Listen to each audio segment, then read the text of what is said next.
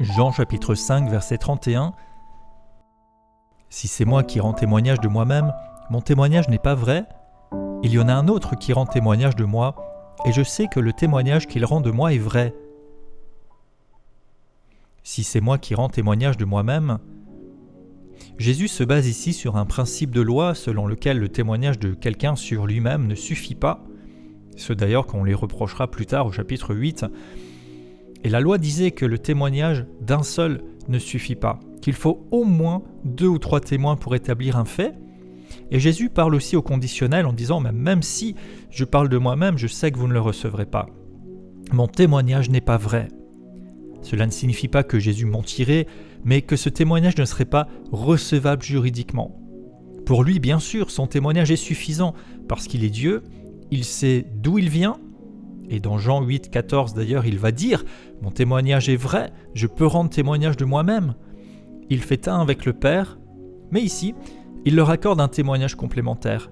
Et Jésus, en fait, reconnaît cette règle humaine, normale, qu'une personne qui se justifie toute seule manque de crédibilité. Il ne s'impose pas avec une autorité brute, mais il respecte des critères de vérité pour pouvoir atteindre les personnes. Il y en a un autre qui rend témoignage de moi, et je sais que le témoignage qu'il rend de moi est vrai. Dieu lui-même rend témoignage à Jésus. Lors de son baptême, il a dit « Celui-ci est mon fils, en qui j'ai mis mon affection », et à tant d'occasions, il se manifeste pour appuyer cette vérité. Mais il utilise aussi d'autres moyens, et dans les versets suivants, nous verrons qu'il y a l'exemple de Jean-Baptiste qui a préparé le chemin, aussi les patriarches, les prophètes dans l'Écriture qui ont parlé de lui, ses œuvres qui témoignent de lui, et surtout et d'abord le Père lui-même. Dieu multiplie les signes, mais c'est lui qui est à l'origine de tous, et il est le seul, Dieu le Père, entièrement digne de confiance, totalement vrai, puisqu'il est la vérité lui-même.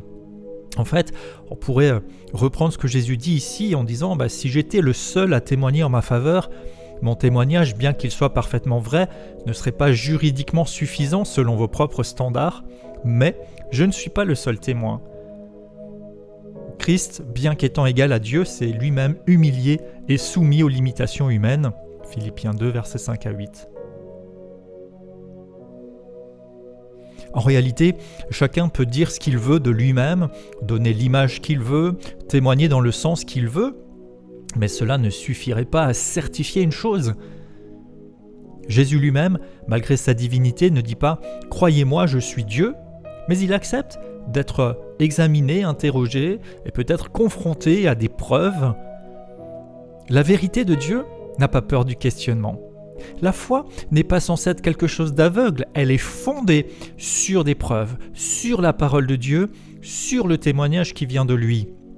Nous avons l'Écriture, nous avons aussi des témoignages historiques, des preuves diverses, des manuscrits, des prophéties accomplies, des témoignages de vie transformée, autant de choses qui ne remplacent pas l'essentiel, mais qui viennent l'appuyer. Une foi authentique ne se justifie pas seule comme si ça devait être une fin en soi, sans raison, sans éléments tangibles, mais elle est confirmée. Et d'ailleurs, notre vie, notre fruit confirme si ce que nous disons est valable. Si nos œuvres contredisent nos paroles, notre témoignage clairement n'est pas vrai, dans le sens qu'il n'est pas crédible. Et Jésus nous appelle d'ailleurs à démontrer le fruit de notre discipolat, de notre appartenance à lui. Mais par-dessus tout, c'est le témoignage de Dieu qui prime. Pour nous aussi, nous avons besoin d'avoir ce témoignage de Dieu sur nous-mêmes, et en complément, sa parole à l'œuvre, le fruit de l'esprit, un bon témoignage. Il est dit d'Hénoch, dans la Genèse, qu'il avait ce témoignage en lui-même, qu'il était agréable à Dieu. Romains 8 nous dit que le Saint-Esprit témoigne à notre esprit que nous sommes enfants de Dieu. Quel est le témoignage de Dieu à notre sujet ? Que peut-il dire de vrai ? Il y a pourtant si souvent cette tentation pour bien des gens de se promouvoir eux-mêmes. Mais Jésus montre un autre chemin. C'est Dieu qui confirme la vérité.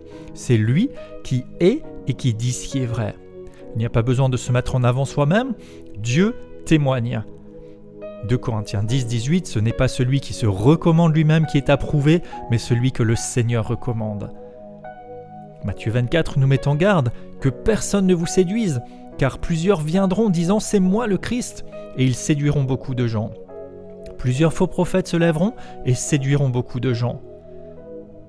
Il convient d'être prudent avec des personnes qui se lèveraient en disant « Dieu m'a dit », alors qu'il n'y a pas de fondement biblique, qu'il n'y a pas de confirmation divine et surtout pas de fruit de l'esprit visible. S'il ne faut pas remettre en question, s'il faut croire aveuglement, si certains ont une exclusivité, eh bien cela devrait plutôt nous questionner et nous ramener toujours au pied de Dieu et dans sa parole.